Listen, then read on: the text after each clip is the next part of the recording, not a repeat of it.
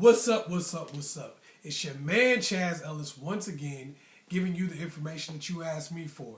Make sure you go to the ChazzEllisProject.com, get access to the new live stream. It's going to be called 10 Steps to Recovering from Rock Bottom. If you get a donation ticket where you actually pay a little bit of money, the money's not going to me, it's going to the homeless. Actually, we're helping a program called the Metro Atlanta Task Force for the Homeless. So make sure you do that. But you can also get a free ticket too. So if you want to do that, that's possible. You just go in there, pop, get the free ticket. So that's available also. Also, you can get a consultation. If you want to ask a quick question, you can do that too. The ChazzEllisProject.com. Anyway, the question that I got was, person asked me, she says, there's a lot of stuff to tell you whether you're with the right person, but how do you know if someone is not the one?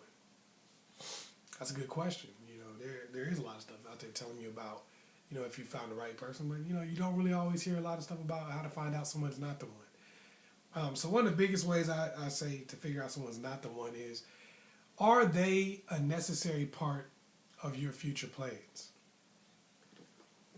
Do your dreams work without them? Do your goals work without them even being involved? If that's the case, you guys are going to have a very, very difficult time making it through difficult situations, tough times. You get into an argument or a fight and you really don't need somebody, or you don't see them as part of your future goals, then it's going to be really easy to be like, you know what, I'm going to chuck this situation to deuces. I'm gone. You're not going to do that when somebody's part of what you really dream of or what you want for the future. For instance, like say your dream, say like, oh, part of my goals is I want to get married to this person and I want to have children. I think they'd be a great father. I think they'd be a great mother. Well, if that's your goal, if that's what you want to do, if that's the vision of life that you have in your head, when y'all get into an argument, you're kind of like, wait a minute, I want this person to be the mother of my children, or I want this person to be the father of my kids. And if we broke up today, that's not going to happen. So you kind of, it makes it harder to break up. You kind of start thinking, well, no, I don't want to go anywhere because I want to keep them around. But when you're dealing with somebody, you're not really part of my future. I don't see you as a person that I have to be with. Well, you know, you get into an argument or something like that, you're like, does it really matter? I go find somebody else. So that's a big one. Are they a necessary part of your future plans? Number 2, when you don't share the same core values.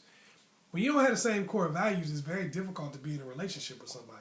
That probably isn't the person for you, because at the end of the day, y'all going to constantly argue. You don't have the same core values. You don't see the same things as being important. You may be like, you know, going to church is important, and raising my family a certain way is important. And that person may be like, all I want to do is smoke weed, drink, and have parties. Your core values are going to be pretty off. You know, they're not gonna care about the same stuff you do. And sometimes it's not so extreme, but sometimes it could be a situation like what you think success is. They might think success is, you know, owning their own business and making, you know, millions of dollars or something like that. And you might feel like success is just working at the same job for 20 years and having a retirement. That's going to cause you guys to fight sometimes, because the sacrifices and risks that they might be wanting to make to get to another different level, you may not feel like that's necessary because you don't really, you know, want to do those things. Or vice versa, they might be the other way. So you got to make sure that you guys have the same core values so y'all can be on the same page. If you don't have the same core values, it's pretty hard to stay together because it's a constant argument. And the last one, you don't admire them. You can't really love somebody that you don't admire. You can like them a lot. You can enjoy their company, but to actually love them has to have some admiration involved. You know, you have to think, oh, wow, this person is incredible for this reason. This person, I put them on a pedestal for this reason. And if you don't do that with a person, it's very difficult to really stay in love with them, because it's hard to love them in the beginning. Sure, you can get used to them and feel like that's love, but since you don't have that admiration for them, it's hard to believe what they say. It's hard to feel like they have your best interest at heart. It's hard to believe that they're going to be somebody who is going to really help you have a good future. When you don't admire somebody, it's kind of difficult. You know, when you don't really feel like somebody's about anything and they tell you something, you're kind of like, I don't know if I believe that. Or I don't know if I want to listen to them. Or I don't know how much I want to invest. You know, but if you admire somebody, it's really easy to invest in somebody you admire. Hopefully I was able to help you out. Once again, it's your man, Chaz Ellis. Make sure you go to the ChazzEllisProject.com. Be a part of the discussions. Be a part of picking the next video. If you want to buy a consultation or make a donation or just want to talk to your boy, come to the ChazzEllisProject.com. Peace.